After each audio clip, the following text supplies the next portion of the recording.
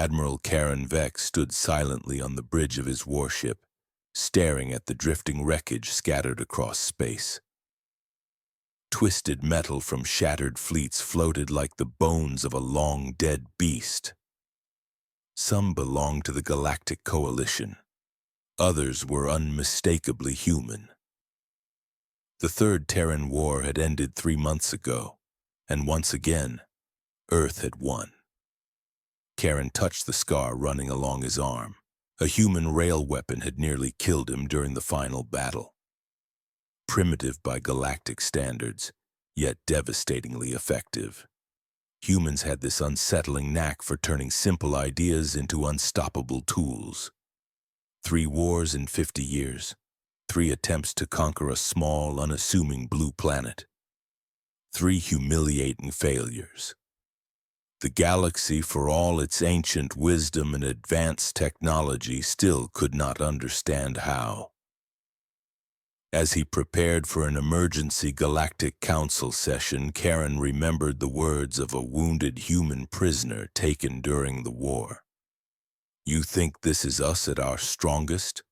The soldier had smiled through blood. "You've only seen us defending ourselves. Pray you never see the war we choose to fight." At the time, Karen had dismissed it as the empty bravado of a defeated man. Now, he wasn't so sure. Meanwhile, back on Earth, President Elena Ward walked through the memorial gardens of New Geneva. Endless black stone walls stretched before her, their surfaces carved with billions of names. Every human lost across 3 brutal interstellar wars.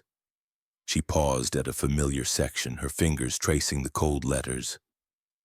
Her partner lost in the First War. Her son killed aboard a cruiser in the Third. Her daughter's entire unit wiped out during the Second. The cost of survival was etched not just on these walls, but on her very soul.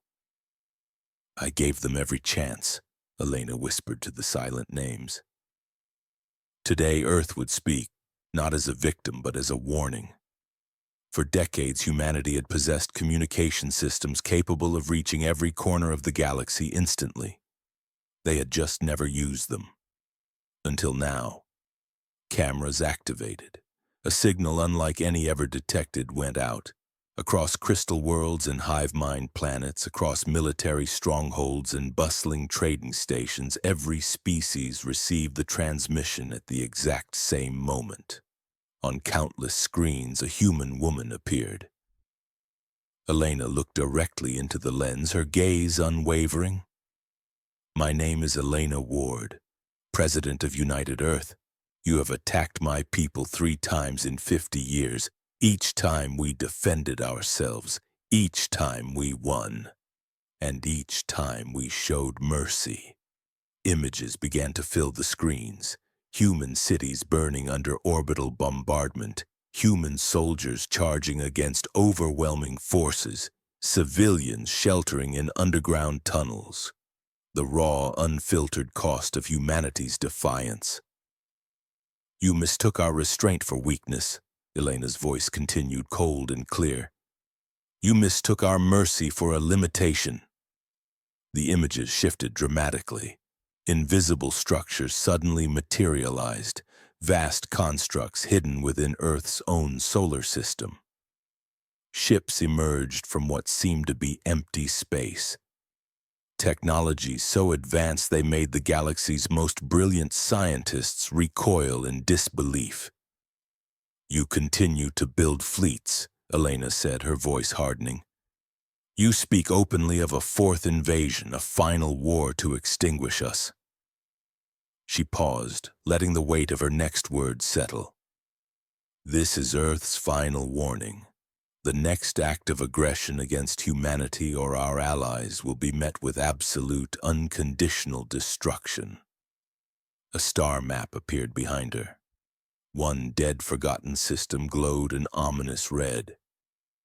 "In 72 standard hours," she declared, "we will demonstrate what we are capable of, without restraint. Observe if you wish." The transmission ended as abruptly as it began, leaving a universe in stunned silence.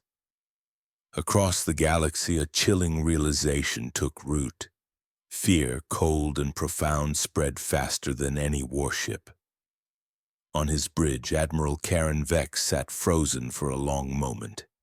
Then, with a sense of grim certainty, he sent a single, urgent message to Coalition High Command. Attend the demonstration.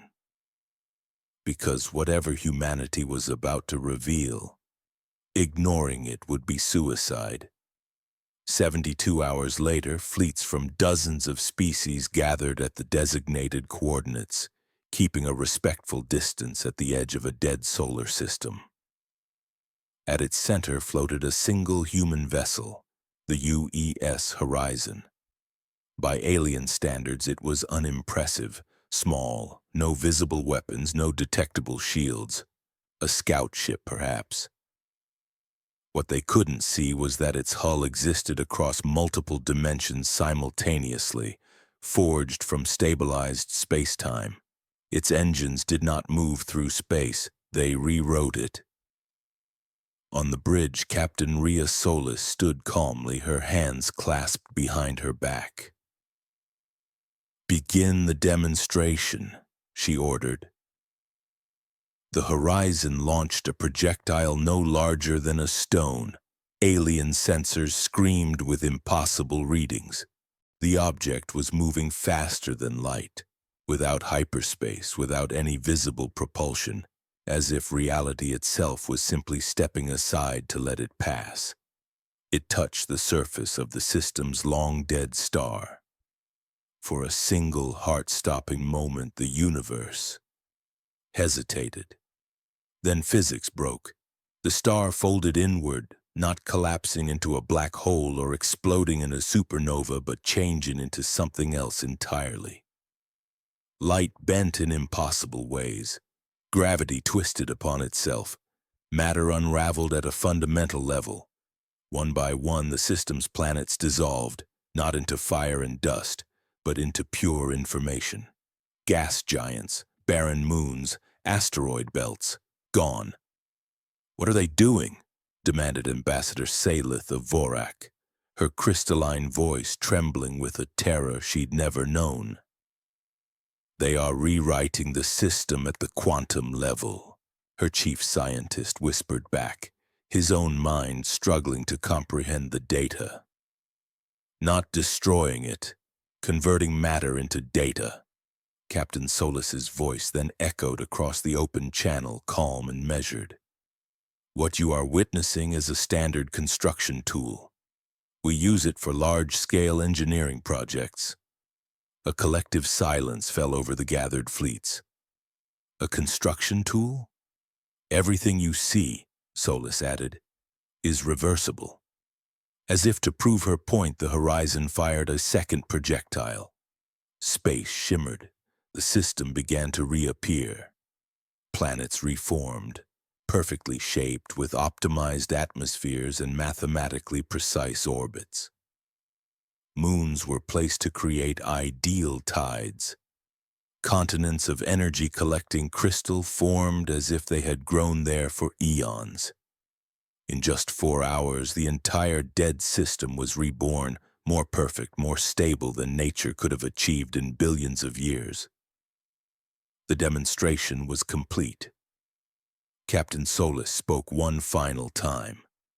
"This is a construction tool. A weapon would be far less precise." The silence was finally broken by a single shaky transmission. It was Admiral Karen. "Captain, if this is construction, what do your weapons look like?" Solis's calm expression faded, replaced by something somber, almost sad. "Admiral, you truly don't want to know." The fleets withdrew, their crews and commanders forever changed. 3 months later, the galaxy was a different place. Ancient empires questioned everything they believed about power. Hive minds struggled with the realization that their flawless logic had failed them. Military doctrines written over millennia were quietly abandoned. Humanity refused all offers of alliance. They refused technology exchanges. They refused to take a seat of power on the Galactic Council. They asked for one thing, and one thing only: to be left alone. Admiral Karen retired from service and began writing his memoirs. His first line read, "We mistook their mercy for weakness. They could have ended us at any time. They chose restraint." On Earth, President Ward watched children play in parks that had once been craters. Reconstruction drones worked quietly, reshaping the world with the very same technology that had terrified the galaxy, now used only to heal. When a journalist asked her why Earth wouldn't share its incredible power, she answered simply, "Because power shared without wisdom becomes a weapon." Across the stars, the constant hum of war began to fade. Borders stabilized. An unspoken understanding settled over the galaxy. Humanity had not conquered anyone. They had not built an empire. They had simply made aggression too costly to even consider.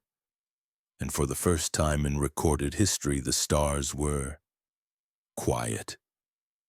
Thanks for watching. If you enjoyed this story, be sure to like, subscribe, and hit the bell icon so you don't miss our next video. We'll see you in the next one.